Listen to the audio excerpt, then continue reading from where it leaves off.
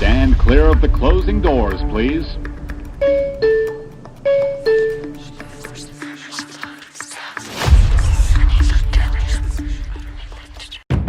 Por eso es importante ir viendo dónde invierto mi tiempo, porque donde invierto mi tiempo estoy invirtiendo mi valor más importante, porque el tiempo ya no se recupera, ¿no? A diferencia del dinero. Y el salirte de tu casa, el querer ser independiente, pues es un tema complicadísimo. ¿Cómo salirte de tu casa si todavía ni siquiera sabes administrar lo que te daban tus papás para ir a la escuela, tus primeros empleos antes de irte de casa? Entonces es importantísimo que primero sepas administrarte.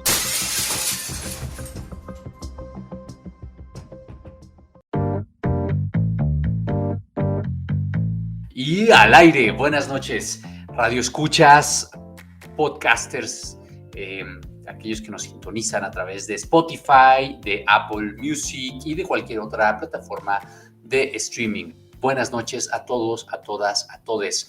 Querido analista, ¿cómo estás? Buenas noches. Querida Sombra, ¿cómo estás? Buenas noches. Hoy me escucharás un poquito mormado porque, como seguramente muchos de nuestros escuchas, estoy con algo de gripa. Pero bueno, esto es debido a las inclemencias del tiempo, pero ahí estamos. Vamos a echarle ganas y a iniciar un excelente programa, querida Sombra. Sí, la verdad es que yo estoy muy contento por el programa de hoy porque hoy queremos platicar de cosas que sean útiles como en todos los programas pasados. Ahorita vamos a entrar a esto que es de consumo colectivo. Pero bueno, a ver, hoy también es que es un día, es un día que no se va a repetir. Bueno, como todos los días, ¿no? Que no se repiten, pero es un día particularmente histórico porque pues presenciamos el cambio de gobierno, lo que nunca pensamos en este país que podría ocurrir, y tenemos la primera mujer presidenta ya, no solo en México, sino en América del Norte. Entonces, bueno, pues esto es un hecho histórico. Claudia Sheinbaum recibe un país con múltiples retos. Tengo que también reconocer que recibe un país donde ya la paridad de género es un tema que está no solo en la mesa, sino que ya se está viendo en el sector público, gobernadoras, diputadas, presidentas municipales, legisladoras, tanto en la Cámara de Diputados como en la Cámara de Senadores. Y bueno, claramente eso es uno de los grandes logros de este sexenio. Es una lucha que las mujeres han venido sosteniendo durante muchos años y hoy pues tenemos al frente de este país a la primera mujer presidenta. Además, bueno, una mujer que tiene una calidad académica y que genera altas expectativas tanto del sector público como del sector privado, como del sector internacional.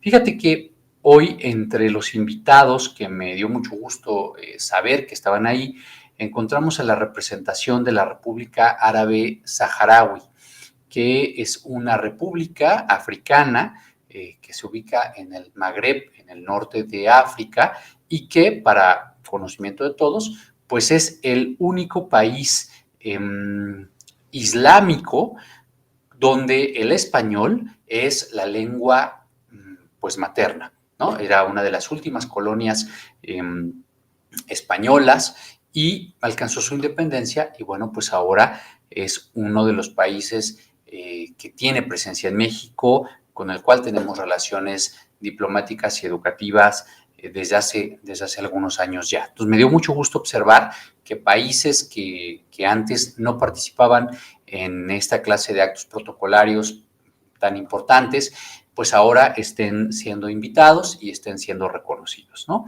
La Cámara de Diputados hoy, bueno, a reventar, yo creo que como nunca antes, y el Zócalo de la Ciudad de México, para quienes estuvieron por allá, pues también a reventar.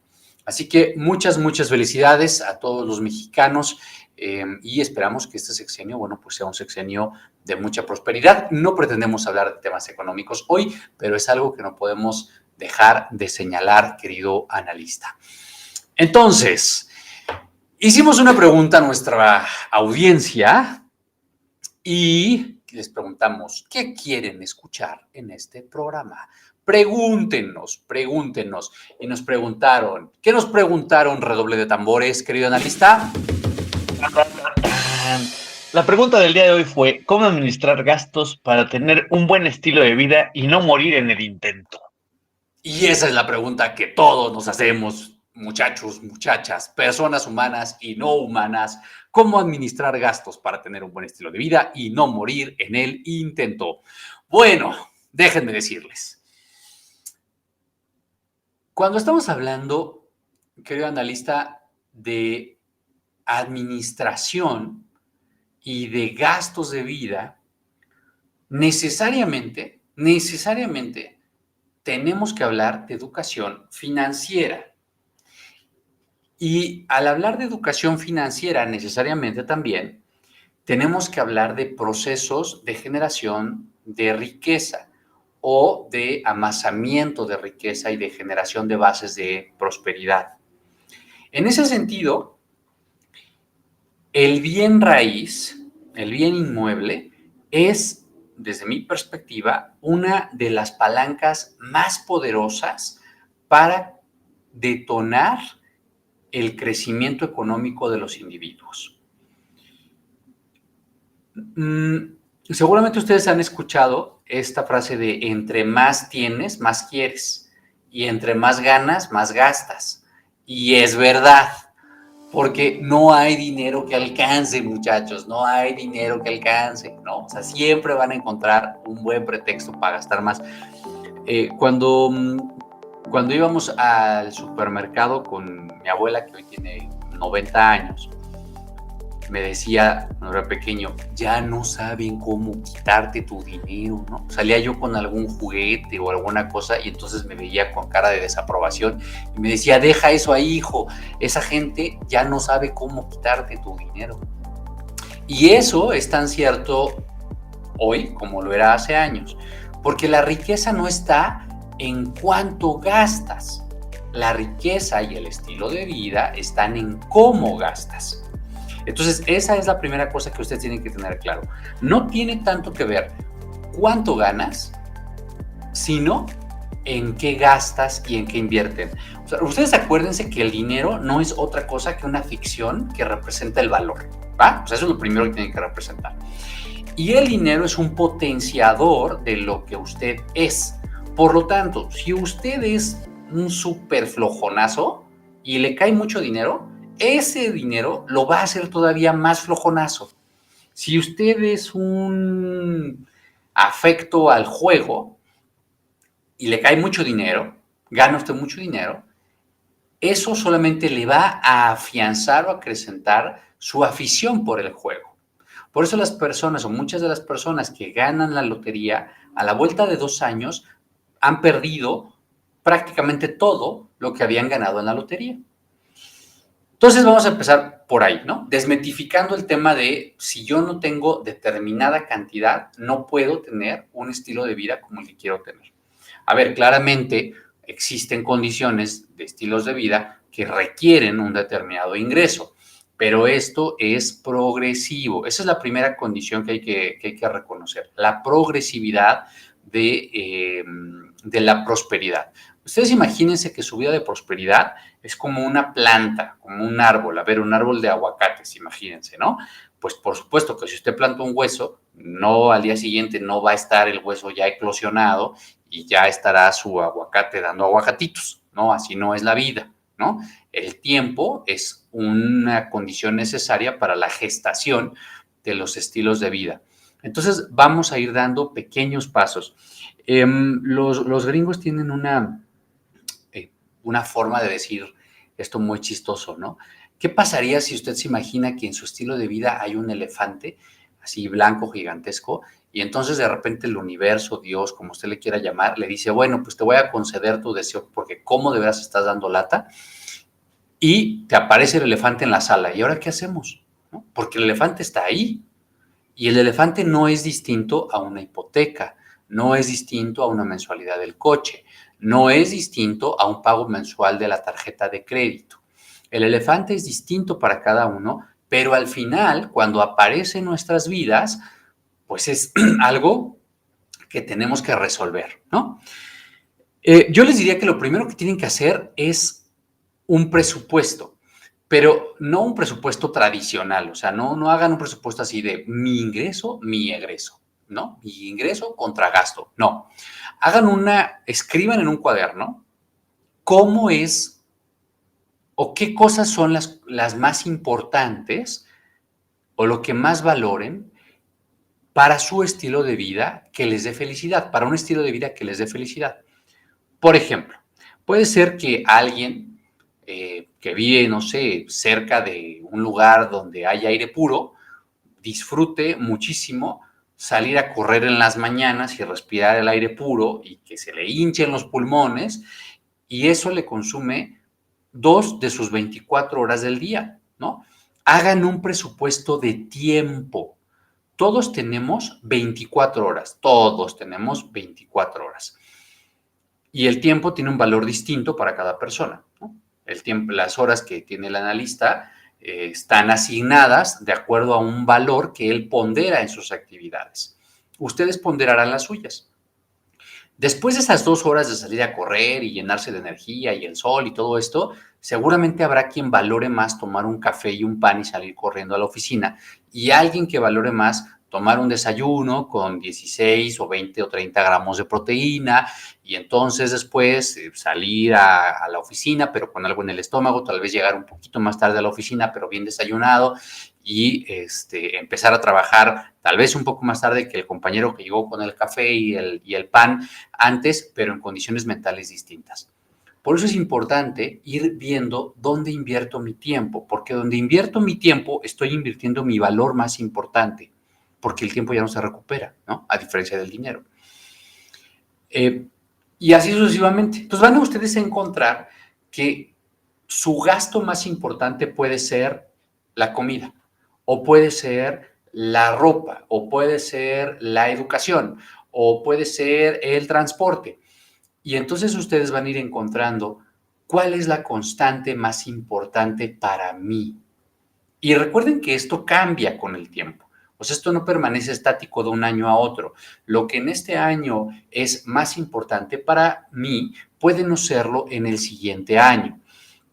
Por ejemplo, una persona que tiene un ingreso mínimo, un salario mínimo, muy probablemente va a destinar todo su tiempo a la adquisición de alimentos. No está mal, eso no es incorrecto. Todos tenemos que empezar en algún punto. La carrera de crecimiento, el camino de crecimiento financiero, no empieza en la prosperidad y en la abundancia necesariamente, ¿eh? O sea, usted puede estar en un ingreso mínimo. Vamos a decir que usted está ingresando, no sé, 4,000 pesos al mes, 5,000 pesos al mes. ¿Eso qué significa? Pues que voy a vivir en casa de mi mamá, de mi papá, de mi abuelo, de mi abuela, porque no me va a alcanzar para pagar una renta a mí solito en este momento, o no por lo menos en una condición como la que yo quisiera. No importa, en algún lugar tiene usted que empezar. Y tan valiosos son para usted esos 5,000 pesos, como valiosos serán los 10, los 15, los 20 que posteriormente irá ganando. Recuerden que la administración empieza de a poco. Si usted no sabe administrar lo poco que vaya a tener, tampoco va a saber administrar lo mucho que vaya a tener. Entonces, categoricemos cuáles son mis gastos más importantes. Si en este momento es la alimentación, no piense usted en cambiarse de casa mañana. Piense usted en tener una holgura mayor en torno a la alimentación. Sería muy imprudente que teniendo apenas el gasto mínimo para la alimentación, piense en adquirir una deuda mayor en un orden del 150%. Adquiera una deuda o un compromiso mayor en un porcentaje con el que se sienta cómodo. Vamos a decir, si hoy estoy gastando el 85% de mi presupuesto, de mi ingreso en alimentación, ok, en 2 meses voy a procurar que eso que yo estoy gastando no sea el 85%, sino el 70%. Eso significará que tendré que aumentar mi ingreso en lugar de reducir mi gasto. Piense no en reducir el gasto, piense en aumentar el ingreso. ¿Cómo puedo aumentar el ingreso? No piensen aumentar el ingreso en un 100% de hoy para mañana, porque así no es la naturaleza. Los árboles no crecen en un 100% de hoy para mañana, crecen progresivamente. Entonces, tal vez sea correcto decir, pues, si hoy gano 5, tal vez en un mes, en 2 meses, en 3 meses, pueda ganar 5.5 y después pueda ganar 6 y después pueda ganar 6.5. Haga escalas. Eso es lo primero. Lo segundo es observe dónde puedo generar más valor a cambio de invertir trabajo. Por ejemplo, si ya usted descubrió que su principal gasto es la comida, pues entonces mejor cocine en su casa, llévese sus toppers al trabajo y coma en el trabajo la comida que hizo en su casa en lugar de salir a comprar el café o las galletas o la comida corrida. Si ya le alcanza para pagar la comida corrida y usted ya pondera más el tiempo que ahorra en no cocinar, entonces permítase eso. Pero esto es distinto para cada quien y todo es perfectamente válido. Mi querido analista, me estás viendo con unos ojos de desaprobación.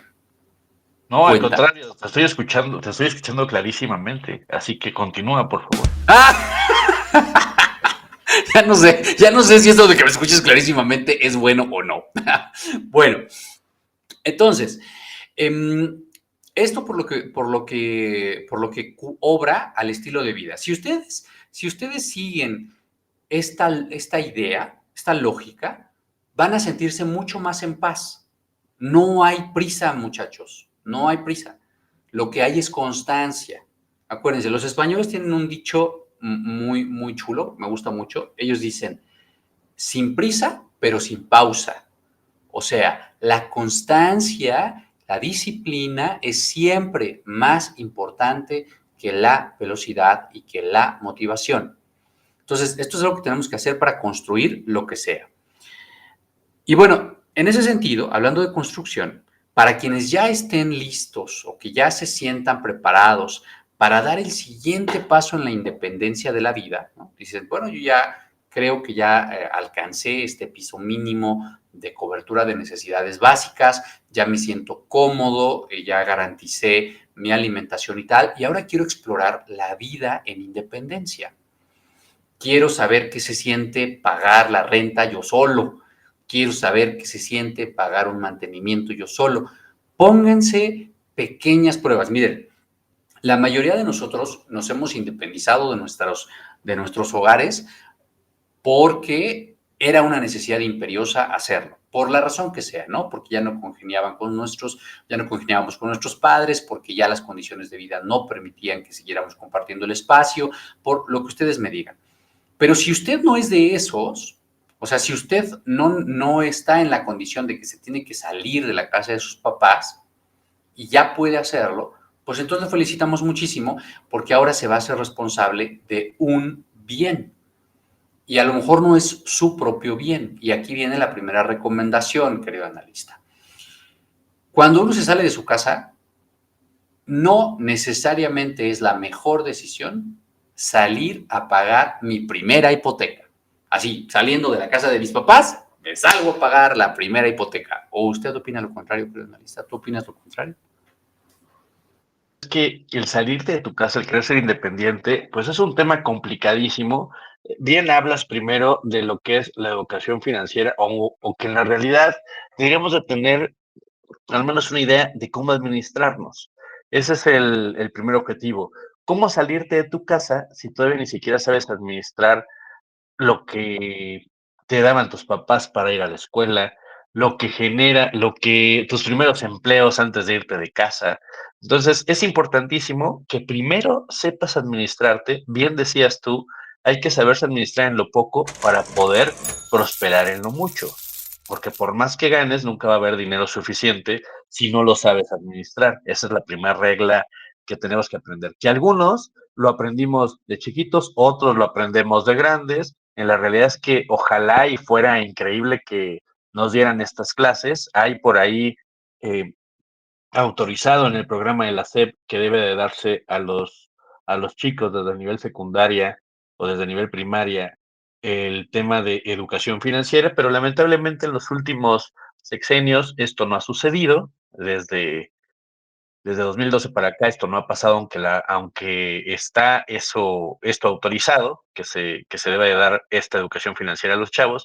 Y ahí es que en ocasiones países como Estados Unidos nos llevan ventaja. Con ellos hay que recordar que hay incluso programas académicos donde están obligados a ciertas fechas, a ciertos eh, grados escolares, ir avanzando sobre el tema de educación financiera. Eso sería lo primero que nos faltaría a nosotros. Entonces, ya que tienes esa parte suficiente y al menos te preparaste algo en el tema, entonces sí pensar en cómo salirte de casa. Y el salirte de casa, pues el primer tema es dónde voy a vivir y de qué voy a vivir, porque ya tener tu hogar ya no es lo mismo que dependas de papá. Hay que acordarnos de aquel chiste donde está un chavo y le dice, llama al plomero y le dice, oiga, ¿cómo le hago? Porque mi fregadero está lleno de trastes. Cuando yo estaba con mi mamá en casa, estos se limpiaban solos. ¿Cómo le hago? Ese tipo de bromas parecerían bromas, pero es la realidad que te está alcanzando. Entonces, eso sería lo primero, educarnos sobre el tema financiero. Así es. Ahora, hablando de la parte inmobiliaria, para muchos de los mexicanos, salir de casa de los papás es un reto, ¿no? O sea, yo no les voy a decir en este programa que hoy está más difícil que antes. No, muchachos, siempre ha estado difícil, siempre. Es más, yo les tendría que decir que hoy hay mayor accesibilidad al conocimiento, y el conocimiento es poder, y el conocimiento nos acerca a oportunidades financieras también, ¿vale? Entonces, en la última sesión, en el último podcast, hablamos de las poderosísimas tarjetas de crédito. Entonces, si ustedes usan con inteligencia una tarjeta de crédito, la tarjeta de crédito va a ser su puerta de acceso a la libertad financiera. Entonces, si la usan correctamente. Fíjese que en México la edad promedio para la adquisición de la primer vivienda está entre los 30 y los 35 años. Estoy hablando de la adquisición de la primer vivienda.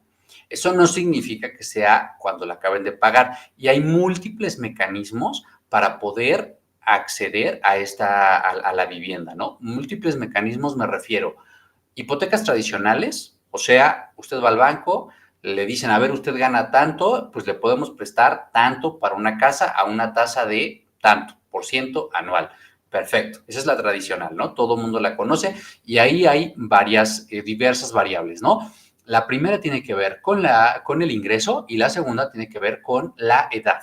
Entonces, a menor edad, bueno, es que también ahí hay una variable, ¿no?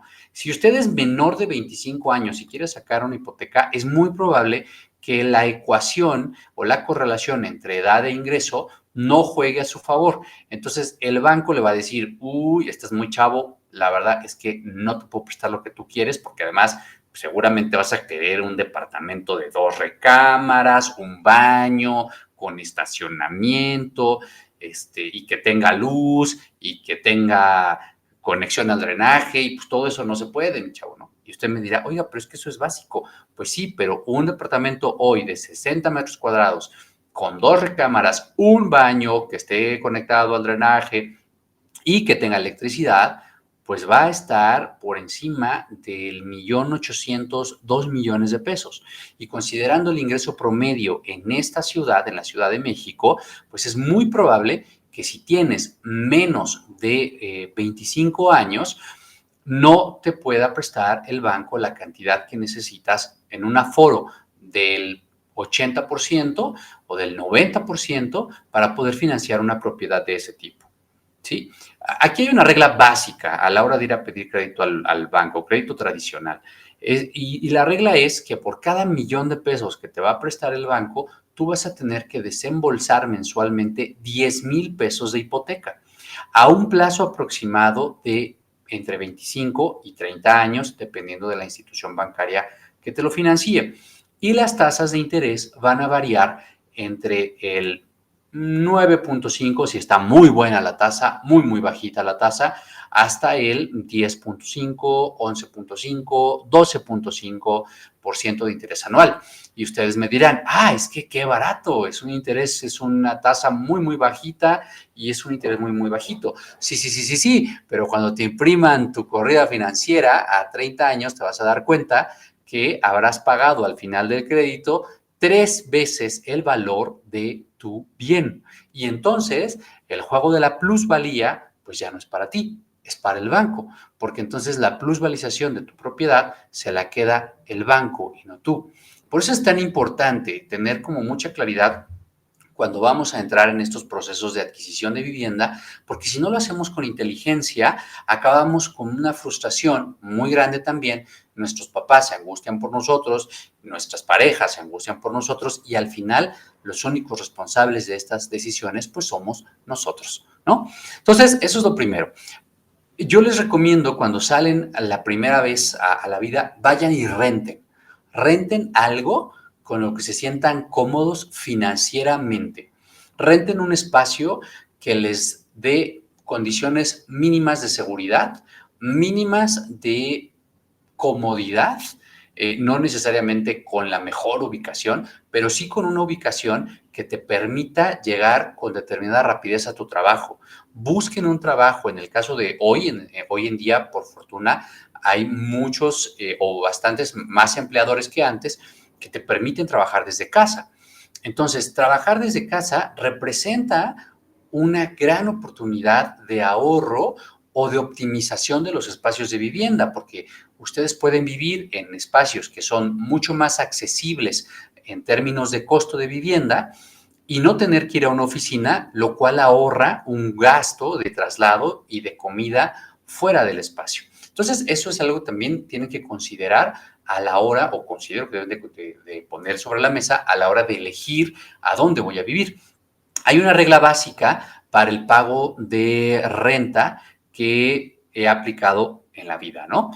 Y es, traten siempre de no pagar más del 50% de su ingreso total en renta. O sea, si usted tiene un ingreso de 5, trate de no pagar más de 2.5 en la renta mensual. ¿Por qué? Porque usted necesita, por un lado, sí acostumbrarse a tener una erogación mensual de la vivienda en la que usted va a estar, más los gastos de luz, de agua, de internet, de lo que usted me diga, pero ese 50% se va a ir al techo propiamente. ¿Por qué? Porque eso es en lo que se va a convertir su pago de hipoteca en algún momento. Ahora bien, supongamos que usted ya está entre los 30 y los 35, el banco ya le dijo que sí le va a prestar para un departamento de 2 recámaras y un baño, muy probablemente no en la Ciudad de México, porque en la Ciudad de México los departamentos en ese rango de precio solamente tienen una recámara, un baño y 35 metros cuadrados. Entonces, eso es algo que bueno, ustedes lo considerarán. Hay quien dice, yo sí no tengo un problema de vivir en un loft con determinadas características y está muy bien. Para esas personas que ya están en ese rango de edad, de 30 a 35, compren para lo que les alcance. No se esperen a comprar la propiedad ideal. La propiedad ideal, salvo que ustedes tengan ya la liquidez, pues no necesariamente va a salir en la primera de cambios. Compren para lo que les alcance.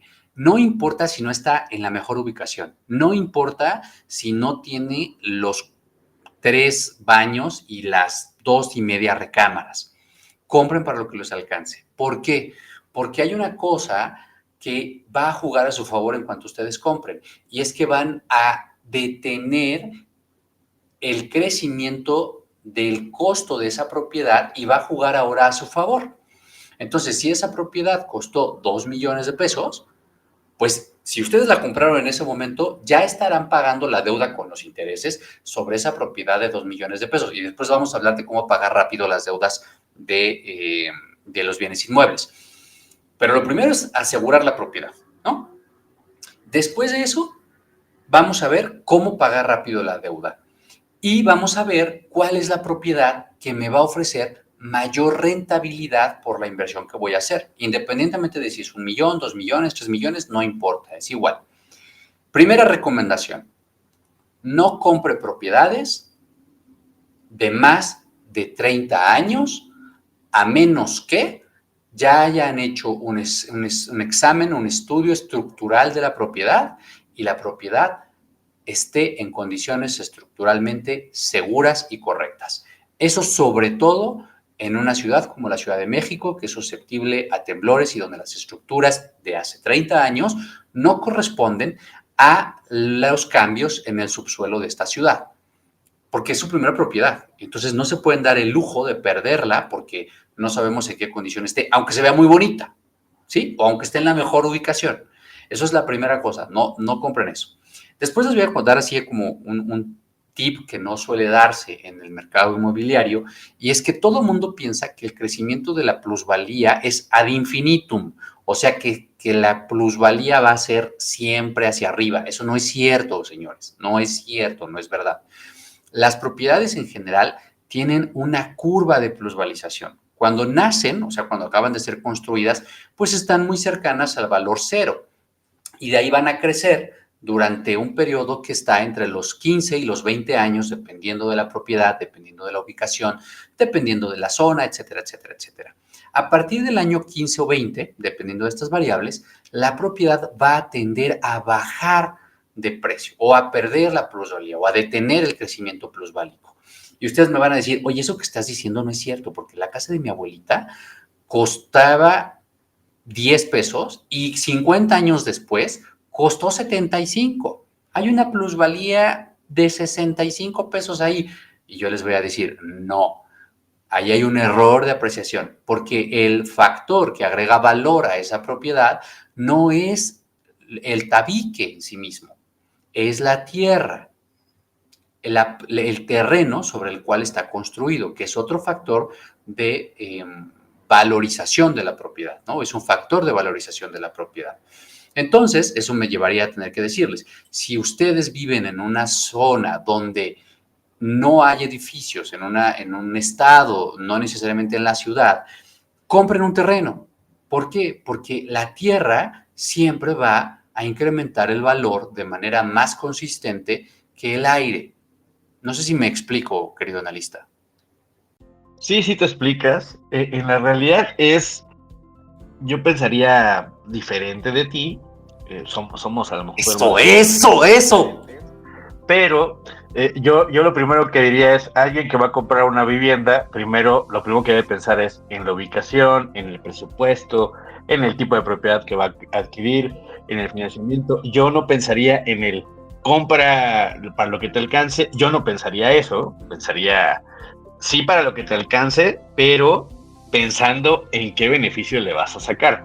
Creo más en el que un joven tal vez pueda comprar ahora un tema de un terreno o comprar algo que apenas se está construyendo. Hay muchas empresas que ahora tienen estos mecanismos donde tienen el tema de preventa, te dan acceso primero a un terreno en cómodas mensualidades, después de esto te dan la opción de cierto tiempo que ya pagaste, a lo mejor 3 años, 5 años, ya la propiedad pasa a ser, pues ya puedes empezar a construir, no que pasa a ser tuya, sino ya es tuya desde que estás empezando el contrato, pero a partir de esos 3, 5 años, ellos ya construyeron amenidades alrededor, lo que te permite tener ciertos beneficios de ciertos lotes, también te permite el, eh, el acceder a modelos de casa que puedes contratar a posteriori, donde entonces sí ya te vas a ir a los 15, 20 o 25 años y ya vas a tener una casa donde ya de entrada tu dinero le tuviste una ganancia, y en caso de que no se construyera ese tipo de residencia, pues te garantizan que van a regresarte tu dinero con cierto rendimiento. Esa es otra forma de cómo invertir también en vivienda. Por eso ahí difiero un poquito contigo de el tema para lo que te alcance. Todo lo demás me parece coherente. Ahora, déjame explicar por qué les digo, por qué digo, compra para lo que te alcance. Primero, muchos de nosotros, me incluyo, no tenemos de inicio las condiciones para comprar en donde quisiéramos comprar, ¿no? Eso hay que asumirlo todos, ¿no? Eso pasa, Ciertísimo. o sea, es cierto. Queremos el No palacio, te pero no detengas por tanto. eso, o sea, no se detengan por eso, no se detengan por eso, porque si nos detenemos, simplemente no llegamos a ningún lado. O sea, nos quedamos esperando permanentemente que la propiedad o que mi ingreso suba de acuerdo a lo que yo quiero en la propiedad. Lo que tú dices, analista, me parece que es cierto también. Busquen dónde su dinero pueda ser más rentabilizable, absolutamente correcto, pero claramente no van a comprar algo porque no, para lo que no es alcance. O sea, imaginen que, vamos a suponer que Juanito Pérez quiere vivir en una casa de 3 recámaras, 2 baños y medio, con cochera para 2 autos, con patio trasero y jardín frontal, ¿no? Y esa casa tiene 200 metros cuadrados de construcción. Ahí es donde Juanito Pérez quiere vivir. Pero Juanito Pérez gana arribita del mínimo. Por supuesto que no le va a alcanzar. Si Juanito Pérez se espera a ganar más para que le alcance para esa casa, muy probablemente va a comprar en una zona donde una casa con características parecidas esté dentro de su presupuesto, pero esa zona no necesariamente va a estar cerca de su trabajo o cerca de su fuente de ingreso, y entonces, bueno, pues es una decisión personal. Que Les voy ese, a contar perdóname, mis... tantito, que ese justamente es el otro tema. Ahora vemos, querida Sombra, a las nuevas generaciones que no necesariamente están pensando en adquirir vivienda, sino más bien están más orientadas al tema de la renta, al compartir incluso esa renta. ¿Para qué? Para que justamente estén más cercanos a sus centros de trabajo, a sus centros de diversión, eh, estén tengan las condiciones que esperaban tener, aunque no sean suyas, porque también hay que considerar que el tener una vivienda no necesariamente es la mejor inversión del mundo. Es un tema, es algo donde de entrada le invertiste un buen billete de enganche, después le estás invirtiendo una gran parte de tu mesada, de tus ingresos mensuales, Te como quitas bien dice, liquidez. te quitas liquidez, el 50% de tu ingreso, yo creo que debe ser el 30%, vamos a suponer el 50%, eh, entonces, y aparte estás amarrado a un plazo de 25 o 30 años, donde pues todo ese tiempo lo vas a tener. A lo mejor con esa renta podrías estar en condiciones diferentes donde vas a estar a lo mejor más cerca, digo, la diferencia va a ser que no va a ser tuyo, ¿verdad? Ese es el otro tema. Pero habría que analizar también ese sentido. Para nosotros, la generación tuya, la mía, lo importante es, vamos a tener vivienda porque yo cuando esté viejito quiero saber que esto es mío, ¿no? Y mira que estamos chavos, pero las generaciones El que INJUVE vienen diría debajo que de no. El nosotros, INJUVE diría que ya no sí, somos jóvenes. sí, aquí el Incubo ya nos dijo que no somos jóvenes, además. O sea, el Incubo ya nos dijo que no somos jóvenes. Entonces, las generaciones del Incubo, las que consideran Incubo, de estos chavos de 14 a 28 años, eh, Saludos a nuestros amigos del INJUVE. exacto, dirían que no necesariamente están pensando en una casa. ¿Por qué? Porque también la movilidad de sus trabajos no es necesariamente la misma. Ahora con el tema de poder trabajar en línea, de poder trabajar los nómadas digitales, de poder ir a otro país, no necesariamente es la mejor inversión tener una casa, pero no así el dejar de tener un terreno. Creo yo más coherente el que sí compres tierra en ese tipo de conceptos que te venden la posibilidad de tener tierra en ciertos fraccionamientos que se van creando o en ciertos lotes o lugares que están por crearse amenidades, en donde sí pudieras tener esa gran posibilidad de decir, bueno, destino una parte de mi ingreso, ahí sí, no todo mi ingreso, o sea, a lo mejor destino el 20%, el 10 y 15% de mi ingreso, como si fuera parte de tu ahorro, y lo estás llevando a ese tema donde seguramente vas a tener una plusvalía posterior, sí o sí, porque al estarse construyendo, al estar creciendo, al estarse poblando, definitivamente ahí el valor de plusvalía no va a ser nada más de inflación, no va a ser nada más el incremento de la tierra, porque también hay que considerar que el adquirir una casa va a incluirle, va a generarles impuesto sobre la adquisición del inmueble, que se le paga al gobierno local, el impuesto predial, que es un impuesto anual que se paga por la propiedad, el IVA, si compras una propiedad nueva a la cual se le puede aplicarle. Además, los gastos notariales, el avalúo, que es el costo de evaluar el valor de la propiedad, y los seguros del hogar para proteger tu inversión. Entonces, considerando todo eso, Ya no quiero nada. es necesario que Deme chequemos. una quesadilla de huitlacoche, joven. Ahí la pregunta sería, ¿con queso o sin queso? La clásica, ¿no? Así es. Pero ese sería el tema a pensar. Bueno, a ver, para ir cerrando el tema de hoy, porque es que el tiempo se nos ha ido como agua entre las manos. Si ya como sea, tú ya estás en la posibilidad de comprar una propiedad, porque ya tienes el ingreso, porque ya tienes la edad, por lo que me digas, primero, considera que el precio de venta, el precio de lista que te están dando, no incluye impuestos. Entonces, como bien decía el analista, el primer impuesto que tú vas a tener que erogar será pues el IVA, si es una propiedad nueva.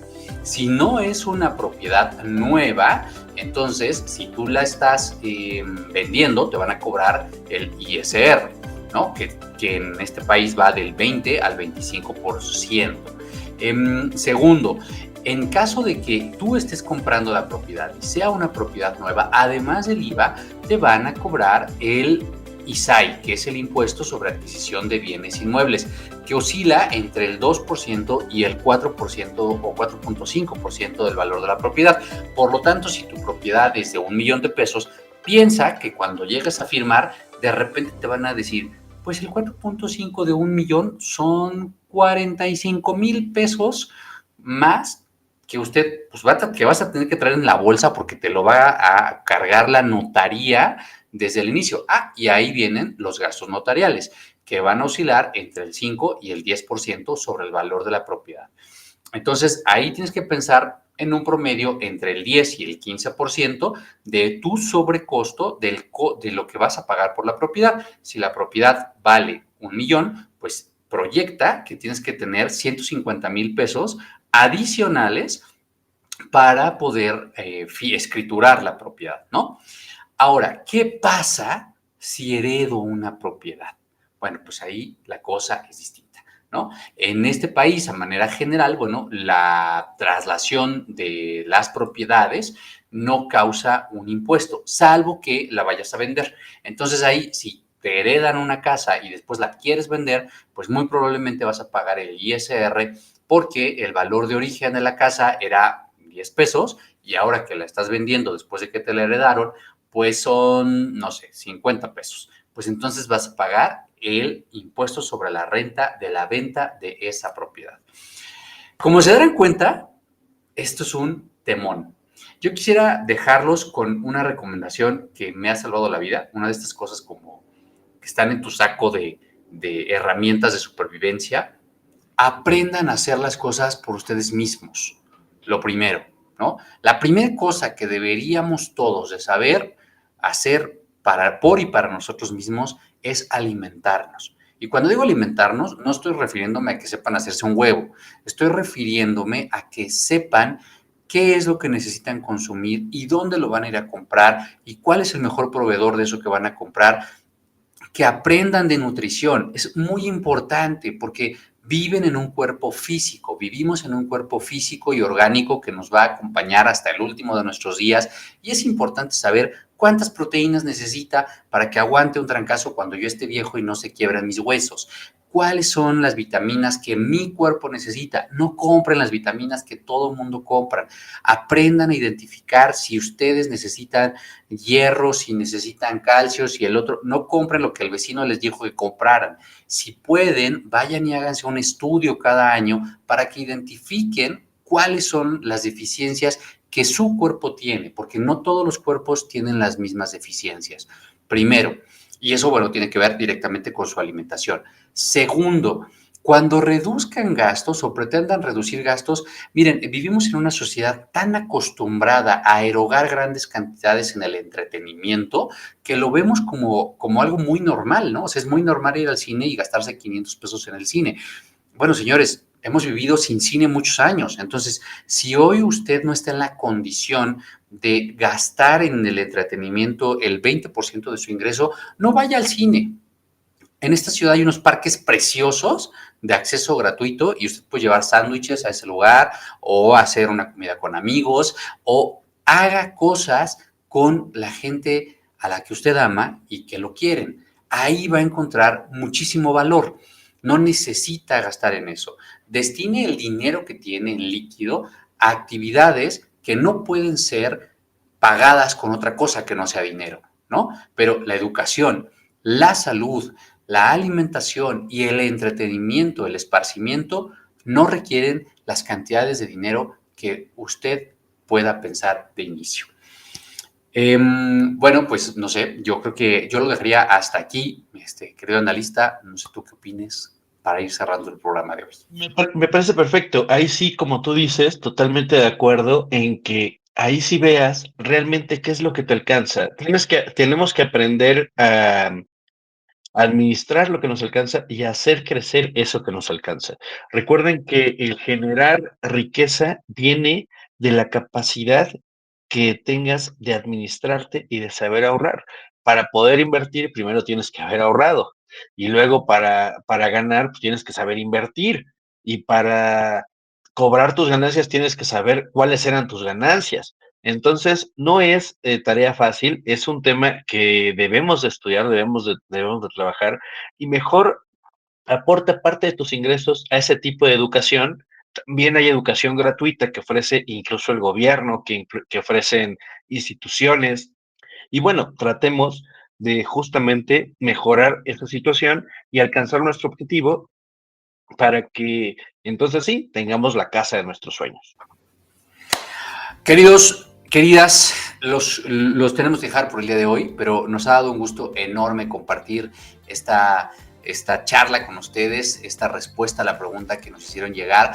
Y si para el próximo programa, el próximo podcast, les gustaría que atendamos alguna otra pregunta, por favor, déjennos un comentario acá en nuestras redes sociales y háganos saber de qué les gustaría que platiquemos en la próxima emisión. Hasta la próxima, amigos. ¡Adiós!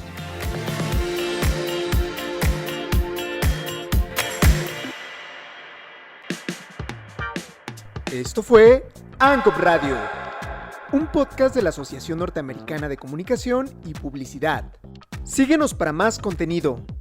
No olvides compartirnos en tus redes sociales. Esto fue todo por hoy. Hasta la próxima.